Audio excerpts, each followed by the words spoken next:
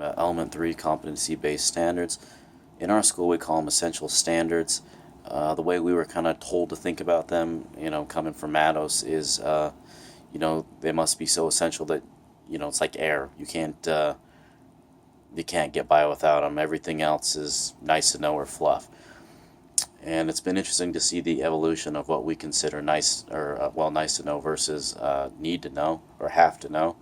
The first year we put in essential standards, we really thought we, had some good things, and then the more you debate about it in your PLC, you're like, well, do they really need to know? Example, the Vietnam War is that, could they survive life without knowing anything about the Vietnam War? And in history, we've kind of almost come to the conclusion that a lot of our essential standards aren't necessarily concept or history based, just because there's Wikipedia and Google. So a lot of our essential standards are actually now going more towards a skill base, like can you write a historical paragraph? Can you analyze and extrapolate from text? And we're going away from like they need to know that the Battle of Saratoga Springs was the turning point.